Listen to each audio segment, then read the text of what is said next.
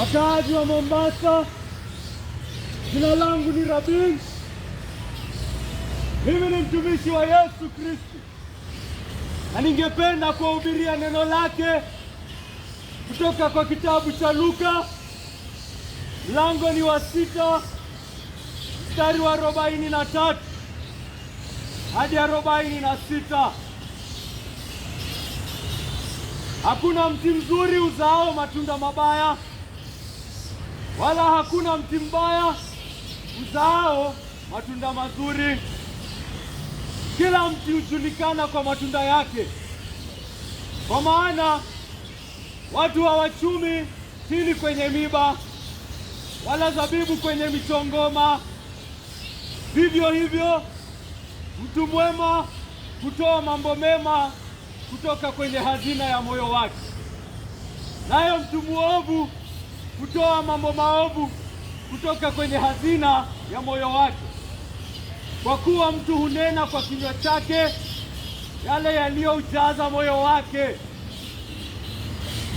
Sauti ya huyu Yesu Kristo, yule ambaye anazungumza katika neno la Mungu, anazungumza kwa hekima, anazungumza kwa kipawa, anazungumza ili wewe usikie. Maneno yake ni kama mkuki, maneno yake ni kama upanga. Wote wanajua kwamba neno lina nguvu, lina uwezo wa kufanya kipawa kikuu. Neno linaweza kufanya asiyekosa matumaini awe na nguvu ya moyo. Neno linaweza kufanya yule aliyekuwa na huzuni mwingi ajawe na furaha, ajawe na matumaini. Na neno lililozungumziwa wakati wowote unaweza kutoa mtu hata kutoka furaha kubwa awe na hasira kuu. Neno la binadamu lina kipawa hicho. Sembuse neno la Mungu, sembuse neno la Bwana aliye juu. Sikiza neno lake, sikiza kueleze hekima yake, sikiza anavyokufunza kwa njia ambayo unaweza kuelewa. Anatumia picha, anatumia taswira ya mambo ambayo unajua. Anatumia mimea. Amesema mimea, huu mnazi haiwezi zaa machungwa. Anasema mti mzuri haiwezi zaa kitu kibaya. Kama mti unazaa matunda mbaya, hiyo ni ishara kwamba ni mti uko na shida. Anatumia picha ya kitu ambacho umeelewa. Anasema hawezi enda kwa mti ya miba, uende pale kutoa mizabibu. Na pia hawezi enda kwa mizabibu pale kutoa michongoma. Anatumia picha ambazo unajua. Anatumia picha ambazo hata mtoto mdogo anajua.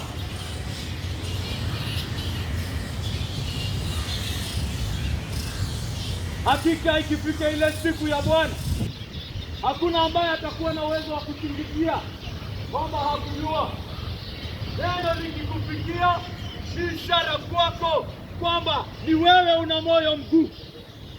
Yesu alisema kwamba yule ambaye alikuwa pale, yule mtu mtajiri aliyejipata pale motoni, alilia akasema, wacha nitumiwe watu waende waonye ndugu zangu, wawaambie, oi, sikilizeni neno, usije mkaishia hapa mahali niko. Wakaambiwa, kama hawezi sisikia neno, kama hawezi sikia Musa, kama hawezi sikia manabii, huyo hata mtu atoke kutoka wapi hawezi sikia. Kama hawezi sikia Musa, na kuambia hata mtu amke kutoka kifo hawezi sikia. Neno hili lina nguvu na mtu aliyefufuka. Lisikie hapa leo.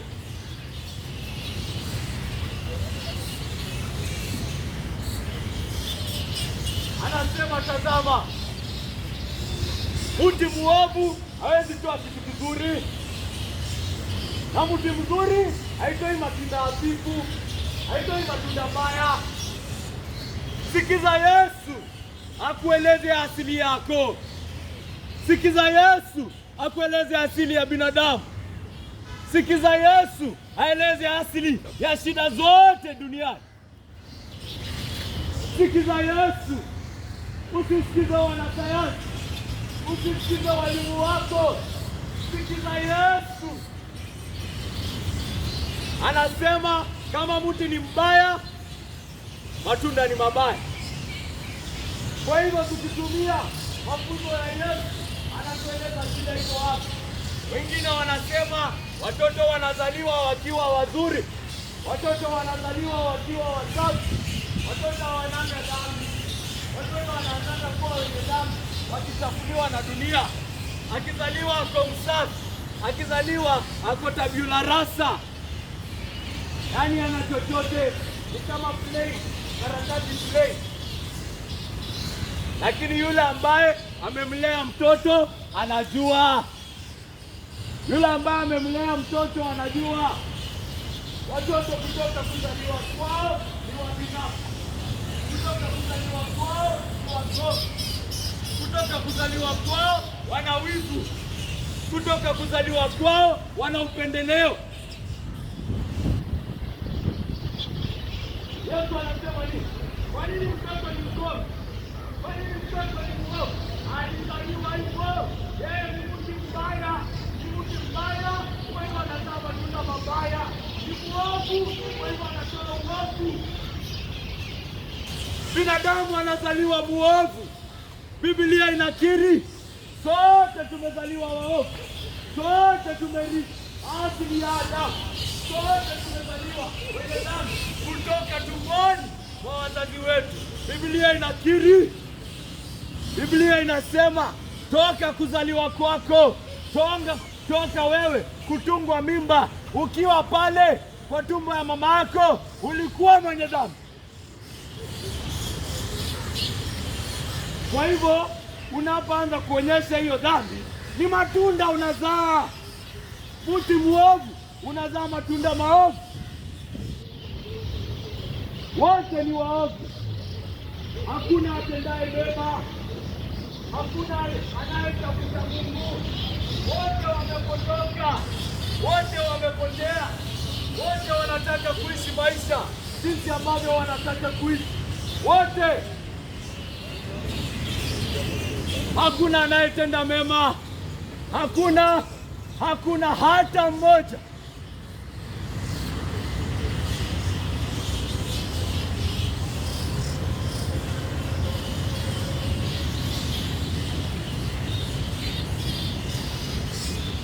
Wengine wanapinga ukweli wa Biblia.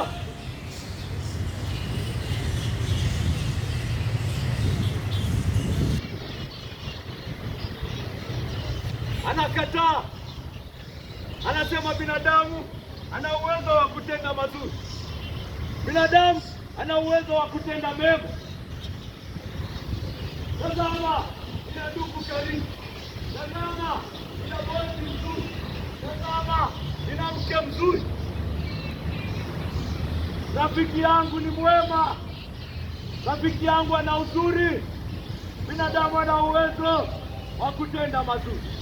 Anapinga Biblia, anapinga neno la Mungu, ana mafunzo yake, anaona kwamba ana hekima kuzidi Mungu.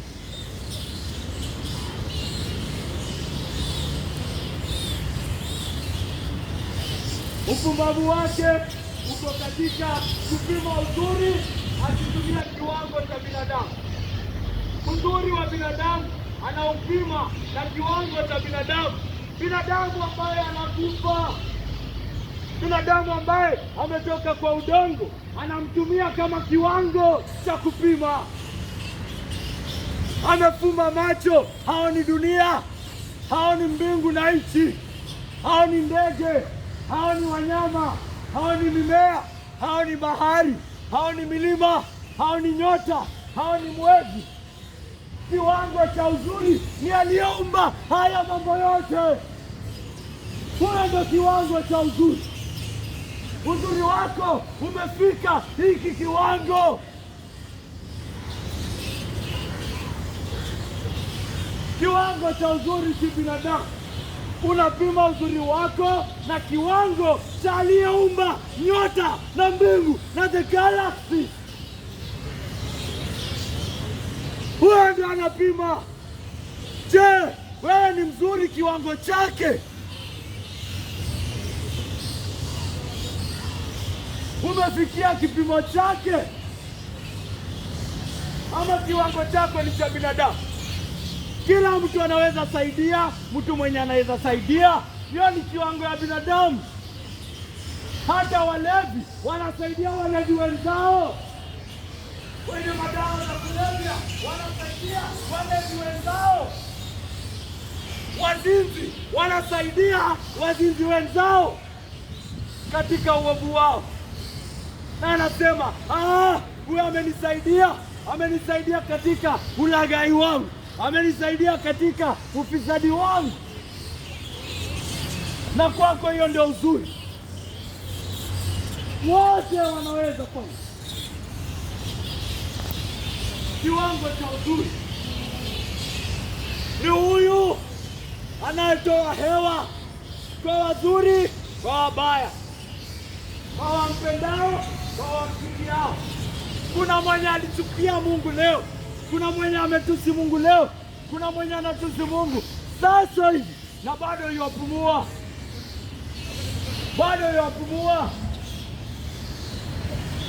bado ana kazi, bado ana familia. Mvua ikikuja bado inaanguka kwa ardhi yake. Anatenda mema kwa wampendao na kwa wamchukiao. Kuna yeyote anaweza fanya haya? Umbariki adui yako, umtakie mema, umuombee mema. Akikupiga maili moja unamwambia piga nyingine. Akikwambia tembea maili moja unaenda 2. Huo ni uzuri wa aliyeumba dunia peke yake. Je, umeuona? Hakika ukipima uzuri wako na kiwango cha uzuri wa Mungu, hayo matendo yako yote mazuri yanakuwa uvundo, yanakuwa kinyesi, yananuka, hayafai chochote. Ni kitambara kichafu. Unasema nimesaidiana, nimetoa sadaka, nimetoa zaka, inanuka mbele ya uzuri wa Bwana. Mbele ya uzuri wa Bwana sadaka zako si kitu.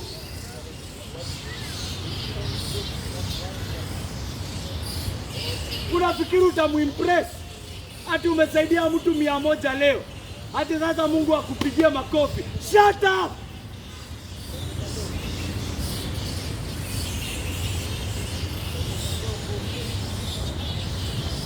Unategemea uzuri wako na utagundua hata ufanye uzuri gani, bado pale moyoni mwako kuna nafasi tu, empty space. Unafanya haya mambo yote ukijaribu kujaza, unajaza, haijai. Unajaza, haijai. Kwa nini haijai? Roho yako yenyewe inaangalia hapa nje, inaona dunia, inaona mbingu, inasema Mungu ni mkuu. Hautatoshelezwa na kitu chochote, lazima utoshelezwa na Mungu.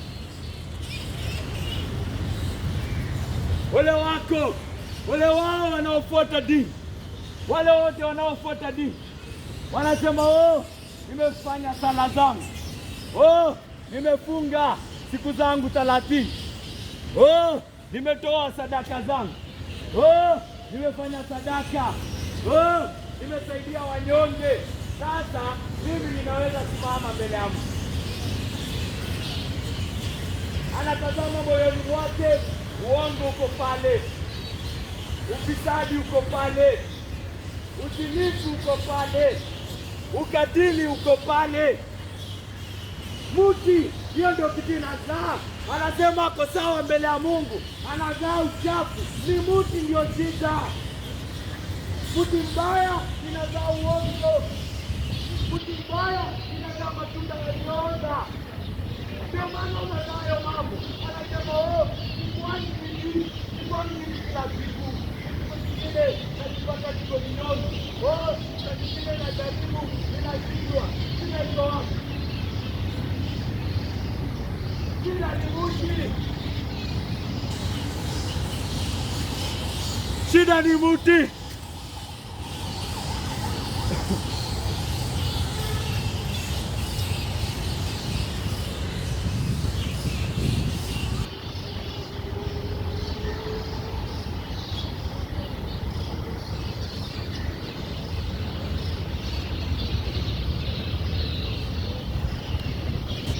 Mti ndio shida.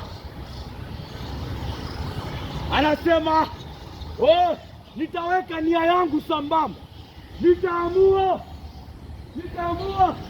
hii madawa ya kulevya nitashinda, hii uzinzi nitashinda, nitaamua, nitafika siku fulani, nitaamua na nitaweza. Anajaribu, anashindwa, anashindwa. Mti ndio shida.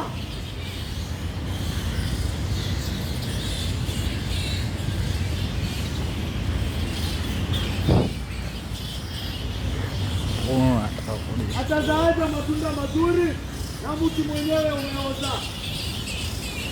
Atawezaje zaa matunda yaliyokomaa na mti hauna mizizi?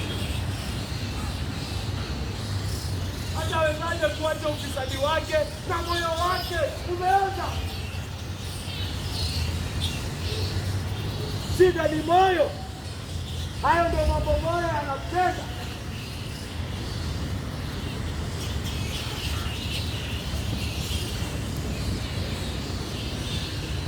Wengine wanafika hata hali ya kufikiria yale matendo hatua wanafanya.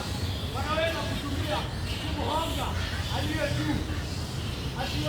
Nitatokea mtu mmoja alafu niambie Mungu nisamehe hizo kazi. Itabana ishara ya moyo uliokutoka huo. Nitatoa zaka, nitafunga, alafu uovu wangu itakuwa cancel. Ole wako. Ole wako. Ole wako.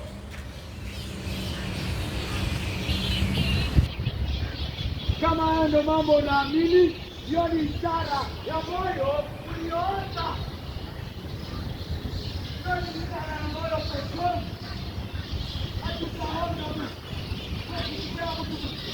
Yaani unafikiri Mungu anaweza kuwa na deni yako? Aliyeumba hizi mambo yote, aliyeumba wewe, anayekupea kumi, unafikiri anaweza kuwa na deni yako? Siku gani Mungu akuwe na deni ya yoyote? Nani amemfanyia Mungu kitu?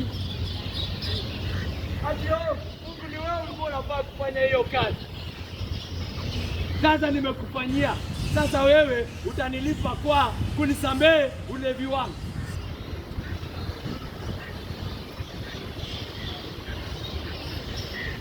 Usipotee kaka.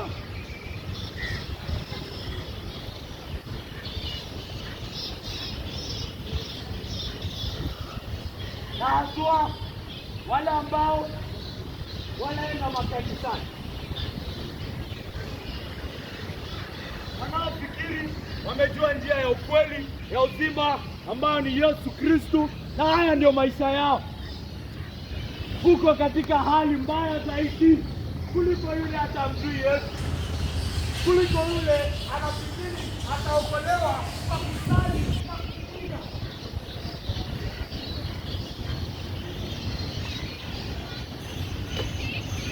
Uko katika hali ya hatari zaidi. Kwani Yesu alikufa ndio uendelee katika uovu wake? Kwani Yesu alikufa ndio uendelee kutenda dhambi? Alishuka kutoka enzi lake pale mbinguni, akakuja hapa ardhini, akashuka, akaenda hadi kuzimu. Ndio wewe uliyekufa uendelee kuchimba zaidi pale kuzimu? Yeyote asikiaye injili hii na kuchukua kama leseni ya kutenda uovu ni kama mti uliopandwa ukakuzwa na haina matunda, haizai chochote. Umekuza mnazi, haitoi nazi. Umekuza mti mchungwa, haitoi machungwa. Hiyo mti iko na kazi. Mti yenye haizai kwa matunda iko na kazi. Kazi yake ni kukata mbao, itolewe, itoe mbao, iuliwe, inawekwe hiyo.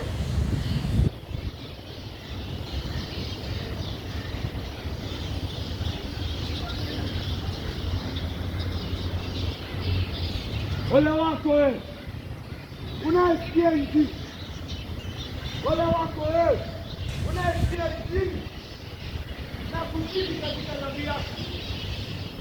Ole wako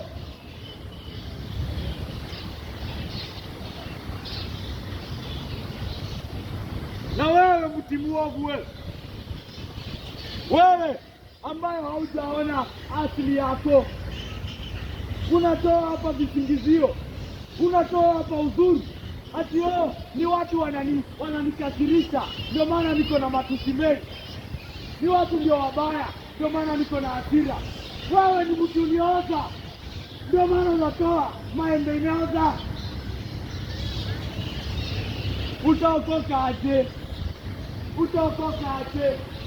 Lazima hiyo mti ikuwe mti mpya. Lazima hiyo mti ikuwe change from the inside out. From the inside out. Lazima ikuwe mti mpya. Hata iamue aje, hata isali aje, hata ifunge aje, hata itoe sadaka aje, haiwezi hata kutoa maembe imeoza. Lazima ikuwe mti mpya.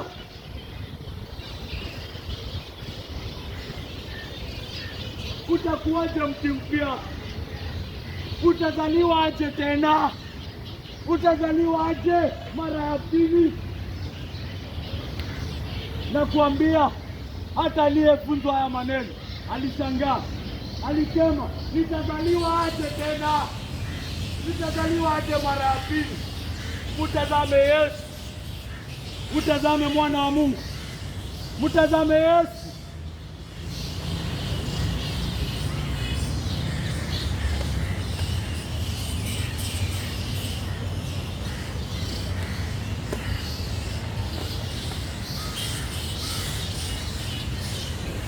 Nimekuja hapa leo kumweka huyu Yesu mbele yako wewe.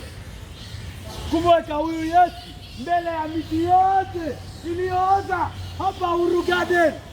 Miti yote iliyooza. Tazama Yesu. Mtazame Yesu. Tazama mwana wa Mungu. Tazama aliyeshuka. Tazama aliyekufa.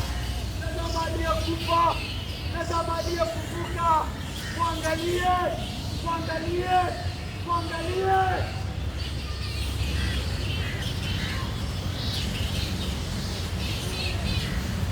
Mwangalie wote na mwokoke. Mwangalie wote mkufe na yeye. Mwangalie wote mkufuke na yeye. Mwangalie wote ujue maisha mapya inamaanisha nini.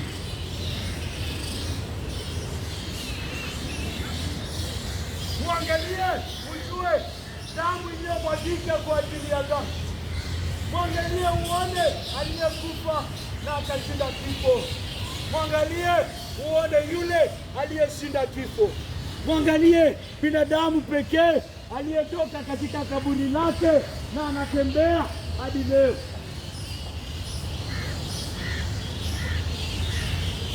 Mwangalie na mumwamini. Je, unamuona? Je, unamuona? Je, Roho wa Mungu amekufunua leo ukamuona?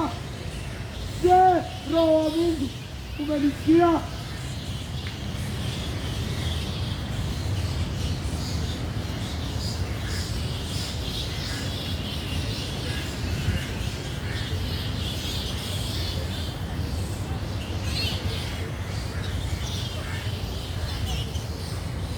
Hakuna yeyote atakayeamini ambaye atapotea. Umekufa na Yesu. Wewe ni kiumbe kipya. Wewe ni mtu mpya katika Yesu Kristo. Ya kale yameenda na yeye, ameyazamisha, ameenda pale, ameyashinda pale kaburi. Wewe ni kiumbe kipya. Umefufuka na yeye, umepaa mbinguni na yeye.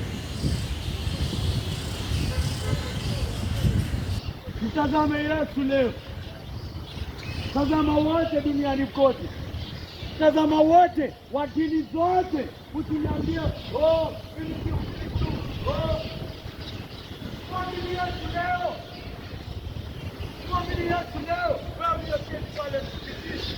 Mwamini Yesu leo. Wewe uliyeketi pale hekaluni. Mwamini Yesu leo. Wewe uliyeketi pale kwenye benki. Mwamini Yesu.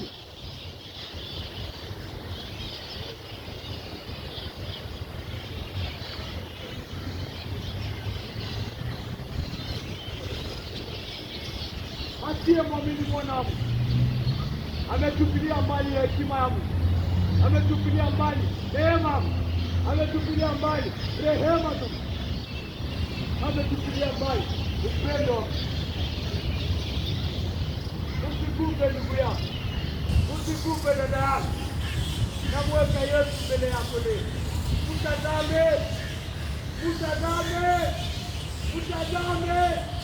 Tazama aliyekufa, tazama aliyekufuka, tazama aliyeshinda kifo, tazama aliyeketi kuume kwa Baba. Tazama wote wameokoka. Naomba yote kwa jina la Yesu aliye Bwana na mkombozi wa dunia.